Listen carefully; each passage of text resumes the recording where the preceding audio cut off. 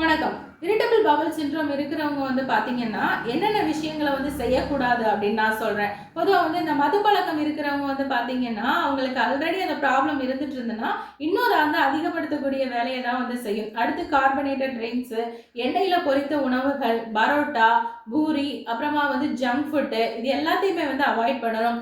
Juice அப்படின்னாலுமே வீட்ல நீங்க ப்ரிப்பேர் பண்ணி குடிக்கணும். அதுலயுமே விட்டமின் சி நிறைஞ்ச ஃபுட்டு, அப்புறம் பைனாப்பிள், பப்பாயா இதெல்லாம் சாப்பிடும்போது என்ன ஆகும்னா, சடனா மோஷன் போகக்கூடிய ஒரு தன்மையை உண்டு பண்ணும். ஸோ அதனால மைல்டா இருக்கக்கூடிய ஜூஸ் குடிக்கலாம். கம்பங்கூழ், ராகிக்கூழ் இது கூட மோர் கலந்து எடுத்துக்கொள்ளலாம். அடுத்து ஓம தீநீர் அப்படிங்கிறது இந்த வயிறு உப்பு சத்துக்கு ரொம்ப ஹெல்ப்ஃபுல்லா இருக்கும். ஸோ அதனால மிதமா ஒரு மைல்டா இருக்கக்கூடிய ஃபுட்டை எடுத்துக்கொள்ளுங்க. எப்பவுமே ஜீரக தண்ணி அப்படிங்கிறது குடல் ஆரோக்கியத்திற்கு ரொம்ப நல்லது. ஏன்னா அகத்தை சீர் பண்ணக்கூடிய வேலையை இந்த ஜீரகம் பண்ணும். அதனால ஜீரக தண்ணி, லைட்டா மைல்டா இருக்கக்கூடிய ஒரு வெந்நீர் இது எல்லாத்தையுமே நீங்க தொடர்ந்து சாப்பிட்டுட்டு வரலாம்.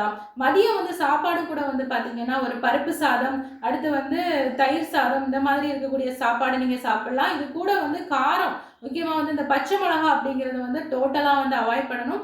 காரத்துக்கு நீங்க மிளகு யூஸ் பண்ணலாம். இந்த மிளகுக்கு அகட்டுவாய் அகற்றி அப்படிங்கக்கூடிய ஒரு செய்கை இருக்கிறதுனால குடல்ல தங்கி இருக்கக்கூடிய தேவையில்லாத கழிவுகளையும் வாயுக்களையும் வெளியேற்றக்கூடிய தன்மையை இந்த மிளகு பண்ணும். ஸோ அதனால மைல்டா எடுத்துக்கொள்ளலாம். நன்றி.